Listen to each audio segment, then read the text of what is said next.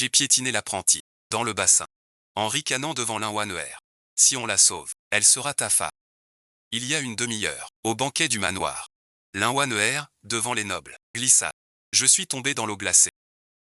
Presque au même instant, Shizia Shuijin à mes côtés, son air mêlé d'angoisse et de peur, comme si sa propre mère était tombée. C'était pareil dans l'autre vie. Mon fils brava le froid glacial. Linwanheuer s'éveille, se tient la poitrine, pleure à chaudes larmes, dit que son corps pur fut vu et touché par le prince. Pour l'honneur des pays, je dois accepter ce mariage. Linwanheuer montre son vrai visage, méprise notre famille paye. Il s'allie aux traîtres, vole le plan défensif pour de l'argent. Mon fils meurt transpercé à la frontière, sans sépulture, quand j'étais très malade. Il m'a insulté en face, chêne roulant, vieille sorcière, gardant tes trésors. Il m'a tué de rage, sur mon lit, avant de mourir. Son rire insolent résonne encore. Je rouvre les yeux. À l'instant où Linwanheuer, je vois Peijin, son pied gauche déjà tendu, vif comme l'éclair. Je saisis d'une main ferme sa ceinture de jeu si fort qu'il faillit s'étouffer. Dans ses yeux naïfs, plein d'effroi, il me demanda pourquoi. C'était une vie humaine. Je sais bien que un démon assoiffé de sang. J'ignore son combat. Du coin de l'œil, je scrute le lac. Le boucher Zansan livre du porc. Zansan est un aide chez nous. Il est très costaud. Une face de brute. Les servantes du manoir ont fui à son passage. Mais aujourd'hui, elle est mon plus cher secours. Je baisse la voix, d'un ton pour nous trois seuls. Si tu sauves ma cousine, le manoir t'offre 1000 pièces, et te la donne en mariage. Une noble épouse gratis. Les petits yeux troubles de Zansan brillent d'un éclat vert de loup. Il n'a même pas le temps de poser la demi-bête. Son corps robuste s'abat comme un roc dans l'eau. Les éclaboussures trempent les dalles. La foule s'embrase. Des cris. Les exclamations fusent. Peijin a les yeux rouges. Elle lutte pour se libérer. Mais mes mains ont tenu ses os froids. Cette vie, je ne lâche rien. Je regarde la farce dans l'eau. Zansan gros, mais dans l'eau, vive comme une anguille. Elle rejoint Linwanheuer en deux brasses. Dans l'eau froide, elle avale plusieurs gorgées. Conscience trouble, par instinct de survie. Quand elle sent quelqu'un approcher, telle une pieuvre, elle s'accroche au cou de Zansan. Zansan n'a jamais vu ça. Les nobles filles perdent la face, mais leurs doigts cachent un sourire. Le mépris des dames déborde. Quand Linwanheuer sort de l'eau. Monseigneur, vous avez vu Wanheuer toute nue. Tu dois t'occuper de Wanheuer. Ce cri déchirant. Sur la neige soudain silencieuse. Très strident. Le visage de Peijin vire au violet. Honte mortelle. Moi, je ris. Je lâche le bras de mon fils. Elle arrangea son col, face aux deux. Tout dégoulinant d'eau noire. Puisque la cousine et ce héros ont eu un contact charnel, et sont si tendrement épris, elle ne veut que lui. Moi, votre tante. Aujourd'hui je vous unis, pauvres amants. Au lit nuptial. Jardin silencieux. Seul le souffle de Zansan. Très strident. Mes mots, un coup de tonnerre. Les dames qui jasaient tout à l'heure sont foudroyées. Linwanheuer sort enfin de sa torpeur. Un visage immense. Au port plein de boue noire. Zansan montre ses dents jaunes. Et lui sourit bêtement. Une goutte trouble d'eau ou de salive tombe sur son front blanc. Un cri déchire le ciel. Linwanheuer a eu une peur bleue. Elle a repoussé Zansan à coups de pied et de main. Elle s'est roulée en boule derrière sa servante. Elle tremblait de tout ça seulement à cause du feu, mais surtout de la peur et du dégoût viscéraux. Elle n'arrivait pas à comprendre comment son plan si bien conçu, comment en arriver là. Les murmures reprennent autour. Mais le vent a changé. Mes rivales qui me haïssent disent que je suis cruel comme chef. Linwanheuer saisit cette bouée. Elle lève la tête, les yeux pleins de rage. Crie fort. Je l'ai humiliée. Pour l'achever, la servante de Linwanheuer réagit vite. Elle sort un grand manteau pour couvrir sa maîtresse. Linwanheuer blottit dedans, pleure à fendre l'âme. Il pleurait, tout en fixant ses yeux sur moi, d'une voix rauque. J'ai trahi ses parents. Je restais là, impassible. Je regardais leur comédie. La vie d'avant. Il a joué la retraite pour avancer, pour gagner la pitié de tous. Mais cette fois, il a mal choisi son adversaire. Mon fils Peijin a le cœur tendre. Mais il craint plus mon regard de tout à l'heure. Il reste figé derrière moi, pas un pas. Voyant Peijin incapable, Linwanheuer se décida, sortit soudain un objet. Le levant bien haut. C'était un pendentif en jade, gravé du mot compagnon. La foule s'agita. Elle tâte sa ceinture. Vide bon visionnage. Elle reste perplexe, ignorant quand. Linwanheuer robuste pleure plus fort. Ce jade fut offert en secret par le jeune seigneur. Il veut rompre par dépit. Ce mot est assassin. Cela transforme l'accident en scandale honteux. La foule, déjà dégoûtée de Zansan, regarde désormais Peijin avec mépris. Car à leurs yeux, une fille n'oserait mentir sur cela. Le fils du marquis abuse de son pouvoir et joue avec ses sentiments. Maman doit encore intervenir. pour laisser le gâchis à un gueux. Ces dames qui se targuent de morale.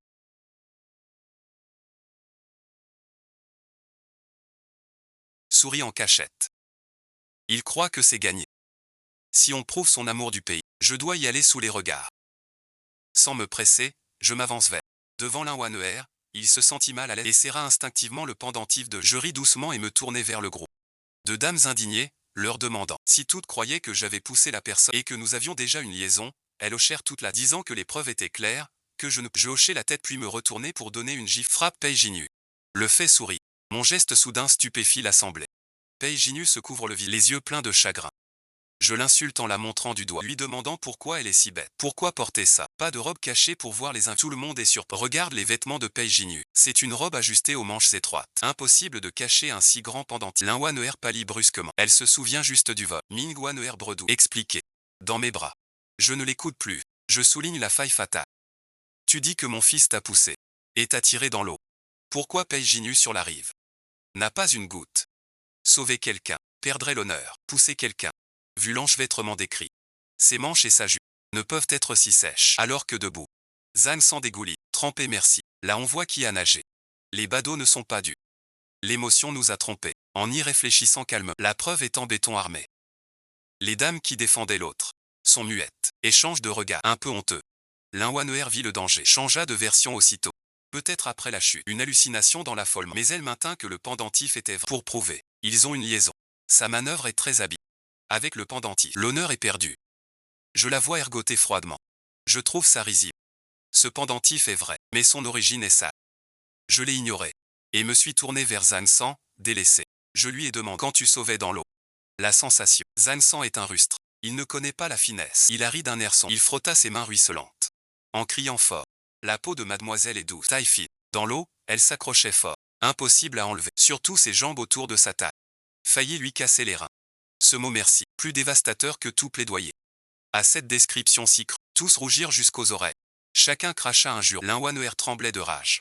Accusant Zansan de calomnie, voulant lui déchirer la bouche. Zansan a l'air innocent. Il dit que c'est la vérité. Des centaines de regards viennent de le voir.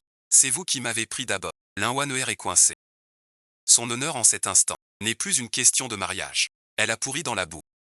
J'ai enchaîné. J'ai dit que Zansan connaissait si bien la cousine.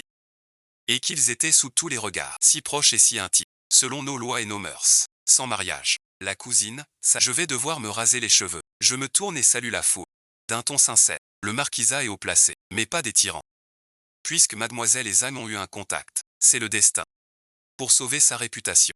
L'empêcher d'être noyé par les rumeurs. Moi, sa tante Paralie veut bien payer cette dot pour que ce mariage se fasse. Ses paroles sont très habiles, en prenant le haut moral. Et en acculant l'Inwaner. Ceux qui m'accusaient tout à l'heure. Il doit bien l'admettre. À cette époque, l'honneur d'une femme prime tout, à part l'épouser. Quelle autre issue? L'Inwaner voit la fin. Son désespoir se change en haine folle. Elle se jette sur Peijinu, agrippant sa robe à mort, avec une force désespérée, lui demandant si elle peut le voir épouser un boucher grossier. Peijinu regarde son visage, puis Zansan au visage dur. Son hésitation finit par faiblir. Au moment où Peijinu ouvrait la bouche, j'ai toussé fort. Le vieux Luomo s'est avancé, semblant soutenir l'Inwaner, mais le pinçant durement. Le faisant hurler de douleur. Je fixai Peijinu froid. Regard tranchant. Avertit le Silos dire un mot. Le poste d'héritier du marquis. Je peux le faire annuler. Zansan qui souriait bêtement.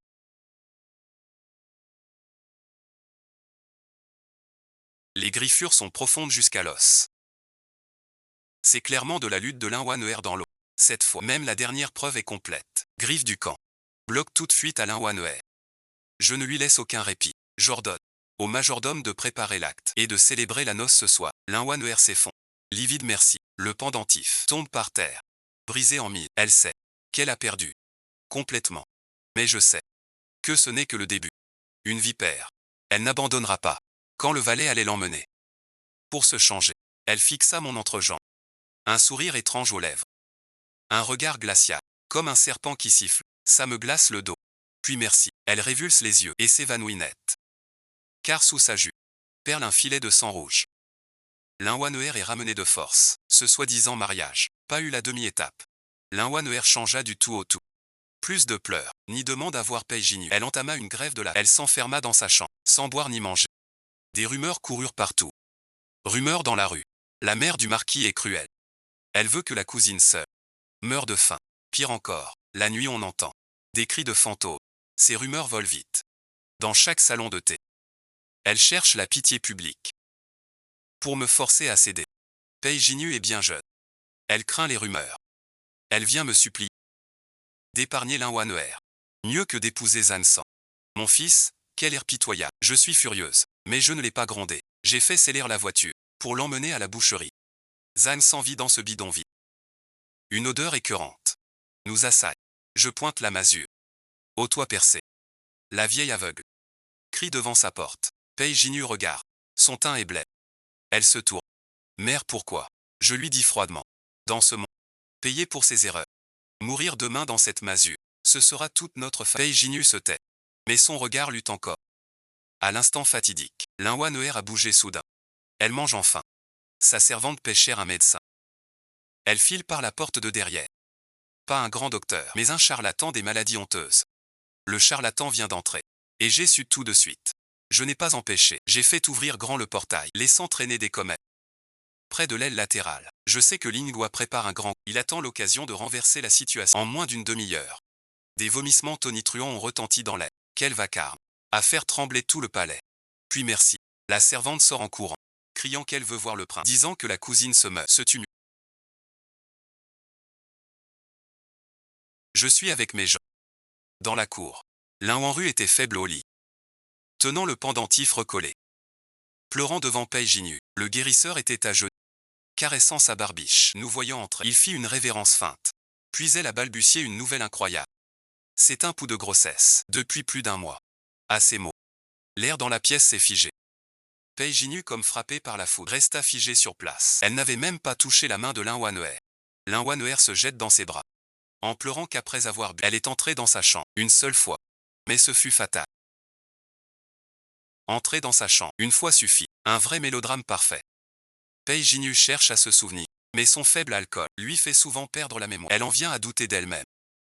Lin Wan'er pleure à chaudes larmes, disant que l'enfant est du sang-paix. Il veut mourir pour prouver son innocence, ne demandant qu'à sauver cet unique héritier. Le Seigneur a joué les princes. C'est très habile. Mais ce qu'elle porte, c'est l'enfant du marquis. Il garde le sang royal. Si je le force encore, ce serait tuer un héritier royal. Ce crime suffit à anéantir tout le marquisat. Lin Wan'er a raison. Elle parie que je n'ose pas risquer la famille. En voyant son air triomphant, je ris en moi-même. Ce n'est pas une grosse, mais un arrêt de mort. Pei Jinyu est complètement paniquée. Elle regarde le ventre plat de Lin Wan'er, peur et confusion dans ses yeux. Elle ne se souvient pas. Facile à comprendre. Lin Wan'er en profite. Dit pour l'enfant. Aucun titre ne lui faut, même comme servante. De bon cœur, qu'elle accouche. Cela semble un... Mais c'est un recul. Dès sa naissance, l'aînée du marquisat. Elle en est la mère. Qui pourrait l'expulser? Si j'ouvre de force, ce serait confirmer son rôle de marâtre, et éloigner mère et fils. Ce piège semble sans issue. Mais moi, Chêne Rulant, j'ai vécu 2 vies. J'ai vu bien des tempêtes. Puisqu'elle veut jouer, je vais jouer avec elle. J'ai changé de visage. Vite, des coussins. Pompez le guérisseur. À Lin Wan'er, puisque c'est du sang-paix, il faut bien le soigner. Le mariage est annulé. Priorité à la grossesse. Lin Wan'er est surprise. Joie après un instant de stupeur. Elle crut avoir gagné enfin. Tenir mon point faible. Elle osa me demander. Du nid d'hirondelle, des draps neufs. J'y chaque jour pour causer. Pour créer des liens. J'obéis docilement. Je fais même plus que ce qu'il demande. Mais je dis au majordome de condamner toutes les issues du pavillon. Un seul serviteur pour les repas, sous prétexte de repos et de soins. Que nul ne vienne déranger. Lin Wan'er pas prévu. Soi-disant repos forcé, en fait après quelques jours. Lin Wan'er panique. Elle n'est pas enceinte. Le médecin était acheté. Fausse joie. Simple herbe simulant grossesse. Cet effet dure 7 jours. Passé 7 jours, Mexian sera démasqué. Elle est enfermée à clé. Pas une mouche n'entre. Les 7 jours approchent. Lin Wan'er est comme une fourmi brûlée. Elle frappe à la porte, mal au ventre. Elle dit qu'on l'a empoisonnée. Je n'ai pas écouté. J'ai dit à Pei Jinyu, c'est la grossesse qui perturbe. Laissez faire. Le 7e jour, j'ai mis une tenue. Robe de cour. J'ai envoyé mon carton. Pour faire venir le médecin impérial. J'ai dit à Pei Jinyu, pour que cette grossesse soit sûre, il faut un médecin du palais. Pei Jinyu y a cru. Touché par mon attention. Quand le médecin entra dans la... Le visage de Lin Wan'er devint pâle comme un... Elle savait que tout était fini. Elle feignit l'évanouissement pour éviter les... Mais j'étais prête. 2 servantes d'une force herculéenne lui immobilisèrent les poignets. Le médecin touche mon... Le silence règne dans la pièce. Linwaner sue à grosses gouttes. Son regard désespéré cherche mais Pei Jinyu attend avec impatience. Le médecin fronce les sourcils longs. Son visage s'assombrit. Il retire sa main et me salue. Le médecin impérial marqua une pause.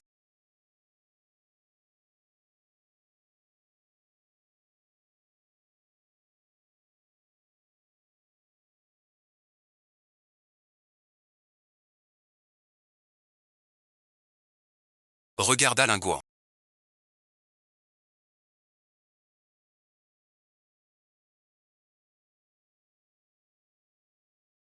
Elle ne pourra probablement jamais concevoir.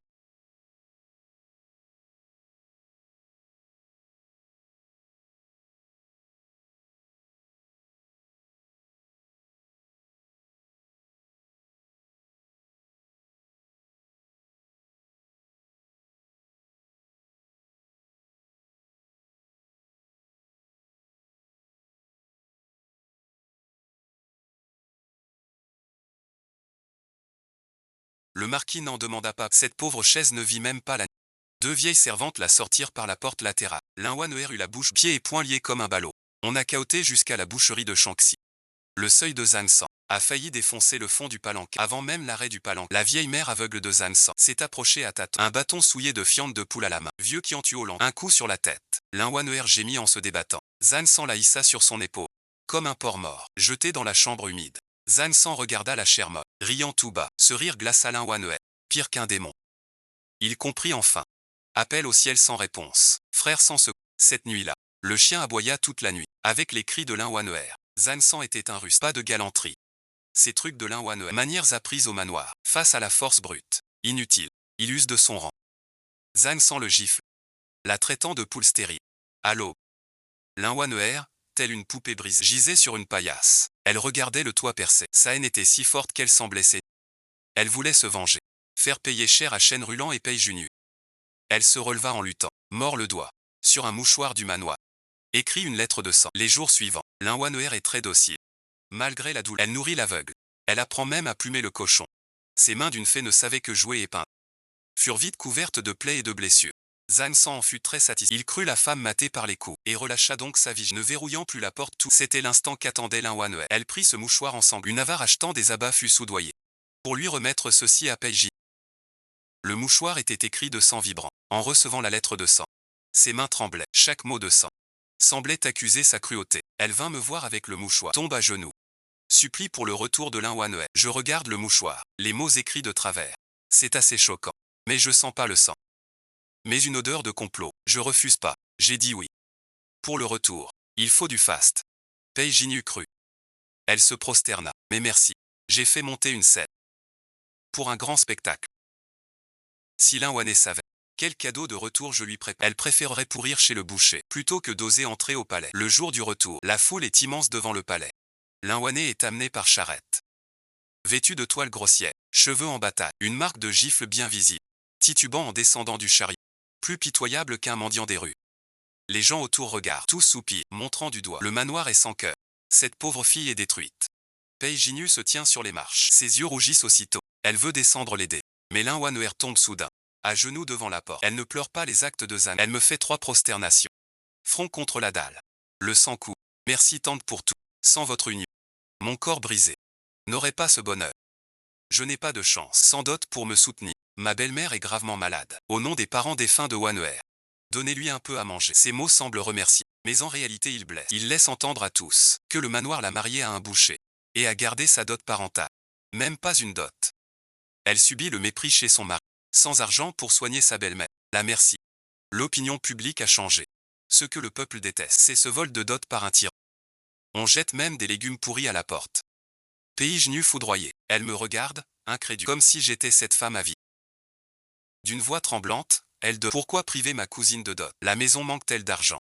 L'Inwnr s'effondre, ses épaules secouées de un sourire froid au coin des lèvres dans l'ombre.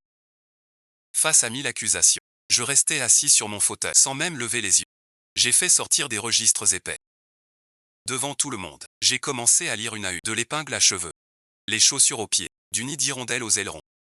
Aux pièces pour les serviteurs, rien n'est omis, chaque ligne est claire. 5e lune de Xion, mademoiselle prit 300 taels. Pour l'écriture spirituelle, priez pour la reine mère. En vrai au lupanar. Réservez la vedette 3 jours. 8e mois de 3. La cousine perd ses bijoux. Retire 500 taels. En vrai elle a pris le rubis et cuivre donné à la maîtresse de Changnan. Avec la voix forte du régisseur, le visage de Linwaner pâlit puis verdit, puis vire au violet. Les murmures autour s'éteignent peu à peu, remplacés par des halètements. Qui l'aurait cru? Cette cousine si frêle et pitoyable. En secret, si luxueuse et entretient des amants. Regardez bien. Pei Jinyu en reste bouche bée. Elle croyait sa cousine pure. D'habitude, elle n'écrase pas une fourmi. Comment pourrait-elle avoir un amant? Linwaner panique. Elle crie en coupant la parole. C'est une calomnie. Des contes truqués. Je ricane froidement. Je fais apporter le reçu du rubis. Et la déposition du tenancier. Je les lui jette au visage. Le reçu porte le nom de Linwaner. La déposition de Lao Bao décrit ce jeune monsieur, qui dépensait sans compter. La goutte d'eau qui fait déborder le vase. Ce fut Zansan, qui écoutait bouche bée. Zansan croyait épouser une princesse déchue. Mais il a hérité d'une ruine qui a tout dilapidé, et qui entretenait même un amant. Sa rage lui monta à la tête. Salope merci. Chez moi je me prive même de viande. Et tu files des centaines de taels à un amant. Il bondit et attrape Linwaner par les cheveux, devant tout le monde. Il lui envoie une dizaine de gifles. Linwaner voit 36 chandelles. Dedans s'envolent. Cette farce. Linwaner traîné comme un chien par Zansan. Il laissa une longue traînée de sang. Les cris déchirants donnaient la chair de poule. Mais cette fois, plus personne ne le plaignit. Pei Jinyu resta figé, regardant le sang et les billets, comme vidé de son âme. Sa vision du monde s'effondre. Elle protégeait sa cousine. Avec un visage si sale. Je regarde où Linwaner part, sans aucun soulagement. Une telle personne, tant qu'elle respire, ne lâchera jamais prise. Plus elle souffre chez elle, plus sa haine grandit. Quelques jours plus tard, un espion rapporte que Linwaner, à demi-morte chez elle, avait secrètement envoyé une lettre à une demeure de la capitale, le plus grand rival des pays au tribunal. Maître Zuo, sans la vie de Linwaner chez les A, est passé de l'enfer au tréfonds. Dès que Zan s'en perd ou s'enivre, il le suspend et le bête, en criant qu'il est une charge, une traînée. Linwaner est lacéré. Sa haine grandit comme une mauvaise herbe.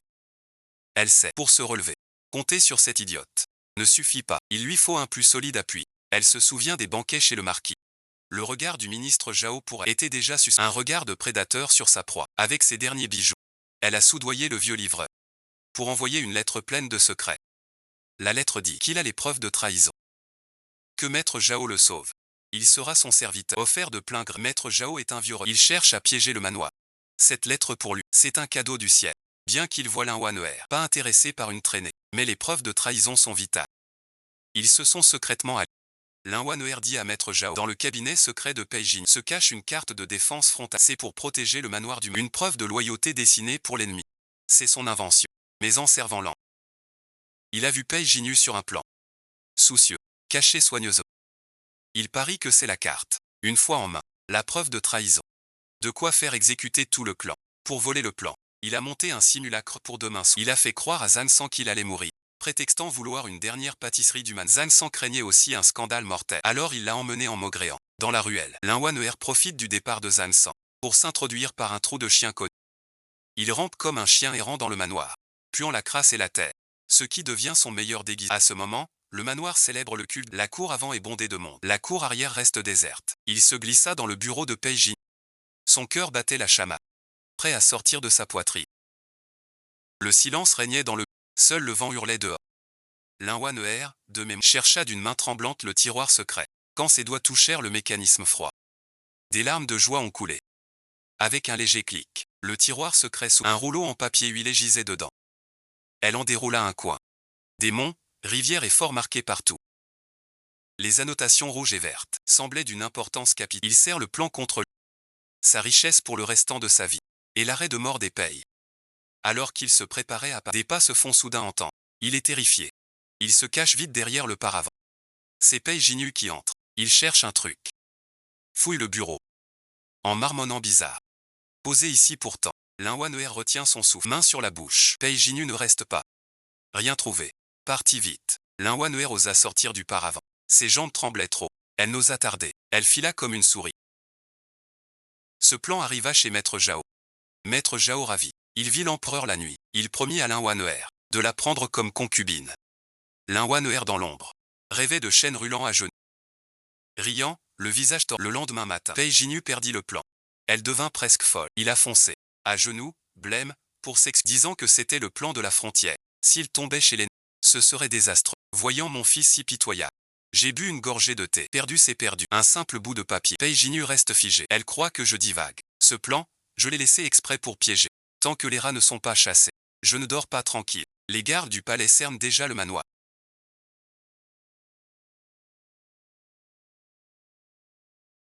Ce rouleau, il accuse avec fougue la maison d'être de mèche et de trahir. Il postillonne en parlant, comme s'il voyait déjà le massacre des Pei. L'empereur sur son trône a le visage sombre et tendu. Un regard tranchant sur nous à genoux. Sais-tu ton cri? Je me suis redressé, répondant sans crainte. Je ne sais quel cri. Maître Zhao d'un seul plan accuse mon clan de trahison. Trop puéril.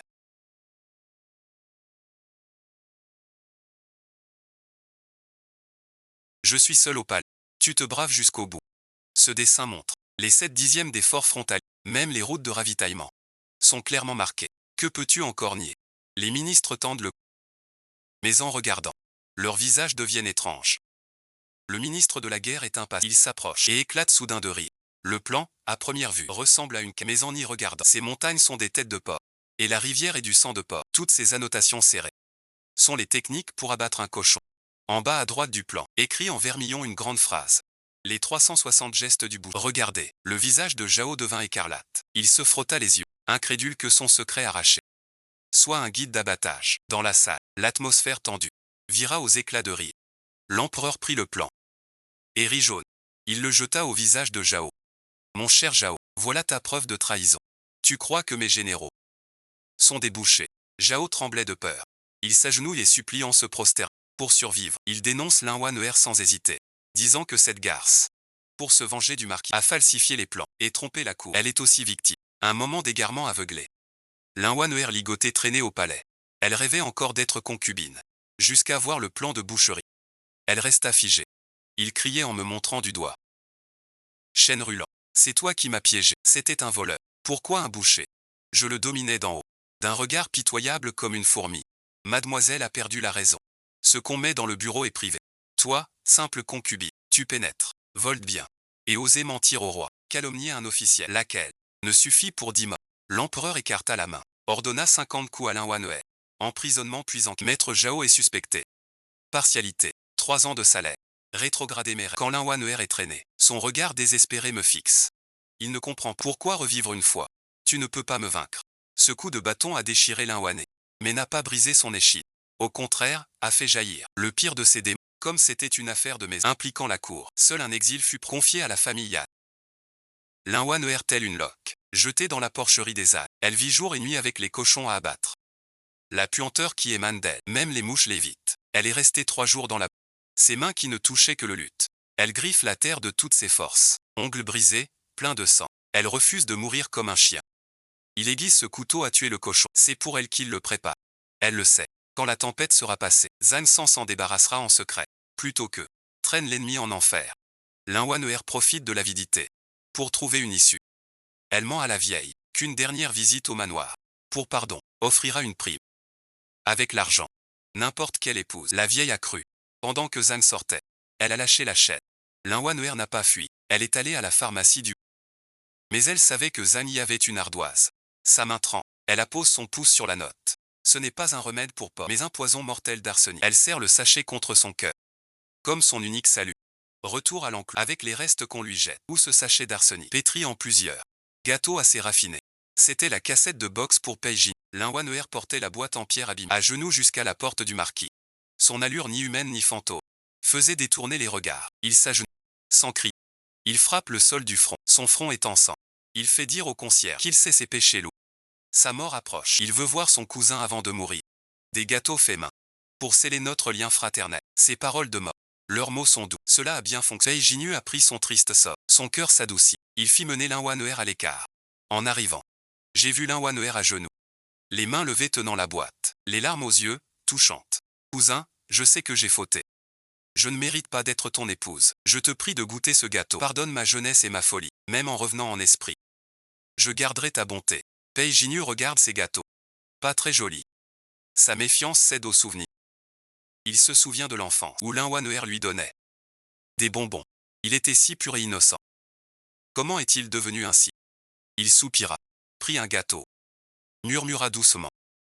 Pourquoi te fais-tu du mal? Mange ce gâteau, puis va ton chemin. Il dit merci et va porter le gâteau toxique à sa bouche. Linwanwer tremble légèrement, le corps au sol. Ce n'est pas du remords, mais une joie folle qui va réussir. À l'instant où le gâteau allait toucher les lèvres de Pei Jinyu, je pousse un grand cri. Ce cri est puissant. Pei Jinyu sursaute. Le gâteau tombe par terre. J'entre sans faire exprès.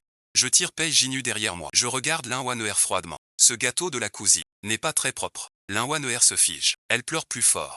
Jure sur tout. C'est son vrai cœur. Je ris froidement, sans dire un mot. J'appelle d'un geste mon grand chien jaune. Je montre le gâteau. Mange ça. Linwanwer voit. Fonce comme le vent. Pour reprendre le gâteau. Elle crie. C'est pour mon cousin, pas pour une bête. Dahu l'avale d'une bouchée. Il se lécha les babilles. En 3 secondes à peine, Dahuan poussa un cri déchirant. Bavant blanc. Convulsant. Saigna étrangement. Mort sur le cou. Pei Jinyu regarda le chien mort atrocement. Un froid glacial.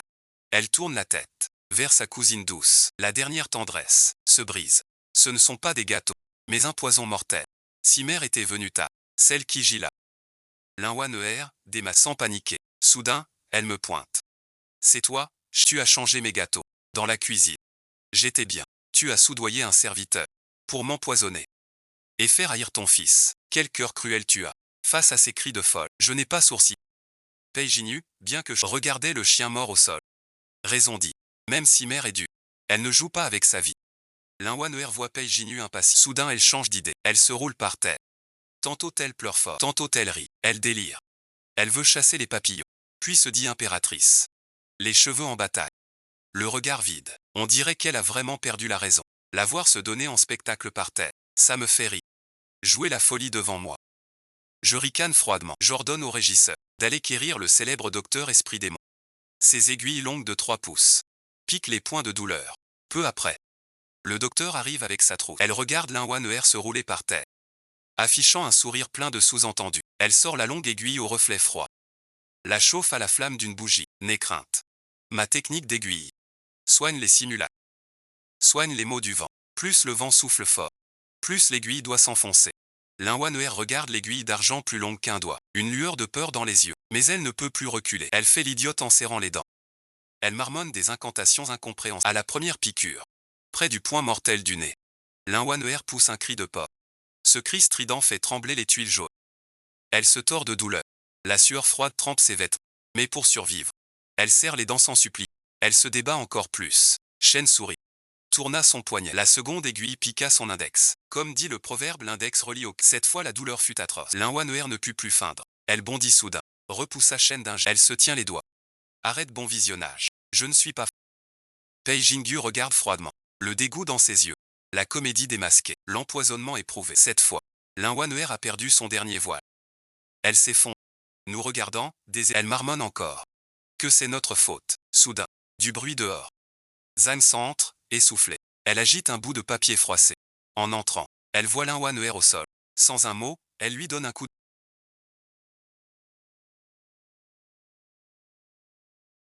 Zhang San a laissé la reconnaissance de dette sur la table, en noir sur blanc. Avant le gel. La preuve est là. Son dernier doute s'est dissipé. Il ferme les yeux d'un geste. Qu'on l'emmène. Tentative de meurtre. Linwanwer entend la mort. Yeux révulsés. Cette fois, vraiment évanoui. Linwanwer jeté au cachot. Attente exécution automne. Le cachot sombre et humide. Rat plus gros que chat. Le pire, son désespoir. Il ne veut pas mourir. Il renaît. Pour être au sommet. Pas mourir sur l'échafaud. Son esprit tordu tisse un nouveau piège. Il crie dans sa cellule. Un secret fracassant. Je suis la fille du marquis. Je suis la sœur de Pei Jinyu. Shen roulant cette garde. Pour l'héritage seul. Veut tuer sa belle-fille. La nouvelle est choquante. Les gardes doutent un peu. Mais n'osent cacher. Il rapporte. La maison noble marie sa fille à un boucher. C'est un inceste et des sévices. Assez pour salir le nom des Zheng Be. La rumeur comme une peste envahit la capitale. Dans les rues on ne parle que de ça. On dit que la cousine ressemble au marquis. Voilà pourquoi Madame Shen la hait. Une bâtarde illégitime. Les anciens du clan s'agitent. Chacun avec sa carte. Viennent accuser au manoir. Ils me montrent du doigt. Me traitent de cruel. Me disent sans pitié. Même l'enfant du seigneur ne supporte. Pei Jinyu écoute. Le visage il regarde l'autel. Son cœur est troublé. Face aux critiques. Je trouve ça risible. Linwanwer est acculée. Elle joue le sang pour survivre. S'il est du sang du marquis, le clan le sauvera par honneur. Face aux attaques de Kui. Je n'ai pas expliqué. J'ai proposé. Puisque tous doutent. Faisons le test du sang. Devant le clan et tout Pékin. Qu'il teste avec Jinyu. Si ça marche, je quitte ce foyer. Je cède ma place de marquise. Si c'est refusé, l'accusation d'adultère royal. Avant son supplice. Il subira le supplice des... Ces mots durs dits. Cui n'ose plus troubler. D'accord. Le jugement est dans 3 jours. Au tribunal du ministère. La nouvelle arrive. Linwanwer n'a pas peur. Elle sourit étrangement. Elle sort une pièce d'argent. Son dernier argent caché. Elle a soudoyé le geôlier. En chuchotant. 3 jours plus tard, le tribunal était bondé.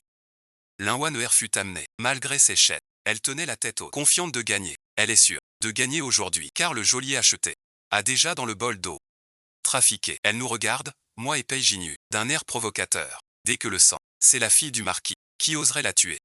Le ministre de la Justice apporta un bol d'eau posé sur le bureau. Linwanwer se mordit le doigt sans hésiter. Une goutte de sang tomba dedans. Pei Jinyu me regarda, me voyant calme. Pique le doigt devant. Verse le sang. Tous fixent le bol d'eau. 2 gouttes s'approchent doucement. Et se mélangent miraculeusement. Ça a marché. La foule crie de stupeur.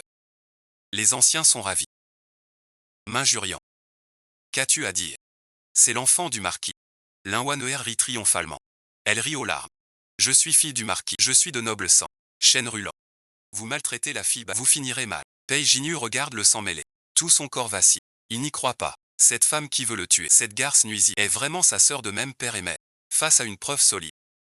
Je ris merci, je m'avance. Et saisis le bol. Le posant plus haut. Pour que tous voient. Je crie fort.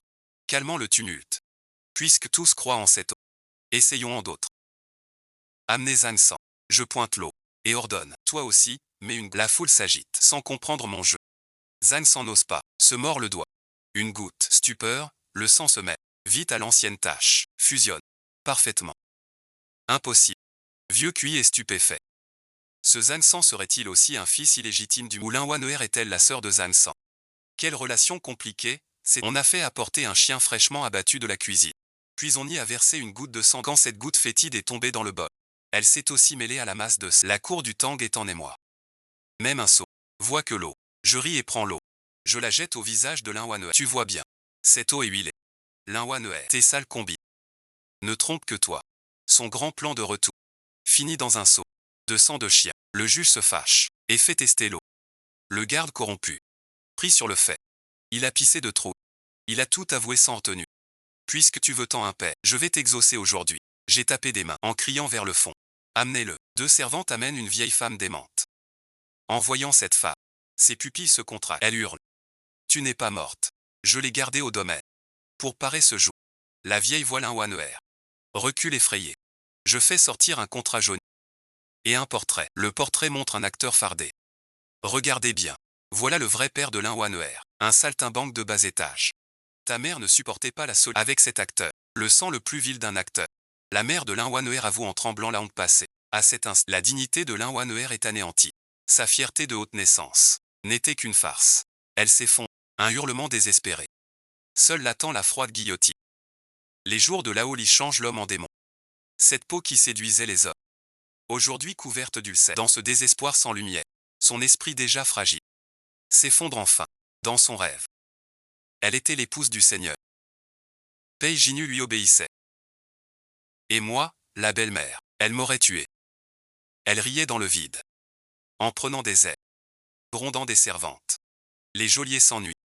Et la tourmente comme un singe. En lui jetant de l'eau. Mais elle ne sent rien. Elle croit à des perles de jade. Pourtant chaque nuit calme.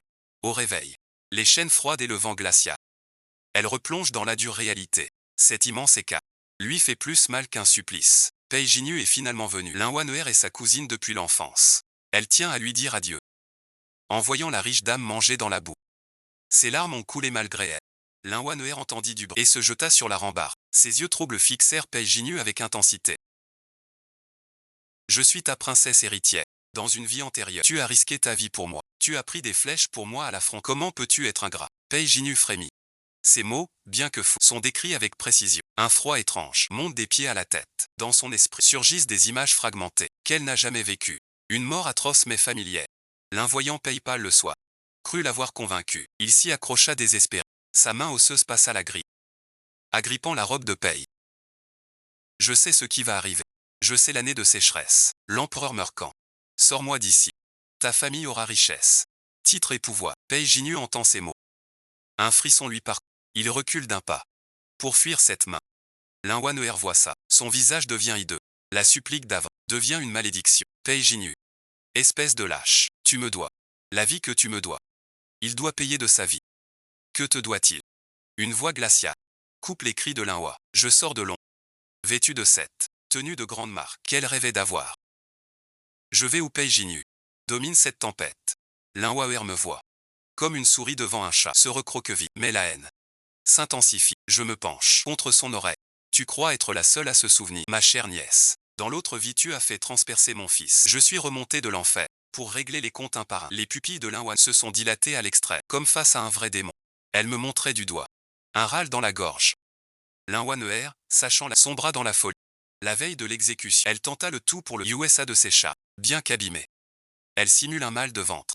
Roule par terre. Elle arrache tous les boutons du col. Un jeune garde novice, cédant à la curiosité, ouvre la porte de la cellule pour voir. À cet instant, Linhua trouva la force d'arracher de ses cheveux un os de poulet aiguisé pour frapper le gardien à l'œil. Le gardien hurla et tomba. Linhua prit les clés et s'enfuit comme une folle. Il marche pieds nus sur la dalle froide. Derrière lui, les cris et les pas des gardes. Il n'a qu'une idée. S'enfuir. Franchir cette porte. Pour survivre, il veut emmener Shen Rulan avec lui. La lumière du portail, tout près. Linhua pleure de joie. Elle pousse la lourde porte en bois. Mais l'air libre ne l'attend pas. La garde impériale est déjà alignée. Et moi, buvant du thé dans ma calèche, je pose ma tasse, débraillée. Les mains en sang. Il secoue la tête. Sa Majesté, par pitié, voulait vous épargner. Mais vous avez fui et blessé. Tant pis. Pire encore, Linhua tremble. Regarde le ciel. Je m'approche, lui annonce une bonne nouvelle. Exil de 3. Ses yeux montrent un soulagement. Elle ignore que là est mon vrai enfer pour elle. Le jour de l'exil, une neige abondante. Linhua lourde de chaîne, marche pieds nus dans la neige. Chaque pas laisse une trace de sang. Mais en voyant son garde, elle se fige comme une statue de glace. Ses ânes sang, son bourreau. Un fouet trempé dans l'eau salée en main. Ma belle-fille, on va bien s'amuser. Zan s'enfouette le dos de Linhua Linhua pousse un cri désespéré. Linhua meurt dans un fossé puant en pleine campagne. Son corps n'a plus un seul endroit intact. Zan s'en trouve sa salle. Il jeta le corps dans le fossé. Avant de mourir, Linhua vit une calèche magnifique. Le rideau s'ouvrit. Un visage éclatant apparut. Comme son ancienne vie. Il tendit la main vers la richesse. Ne saisit que des feuilles pourries. Ses yeux pleins d'avidité ne se sont pas fermés, fixant la capitale.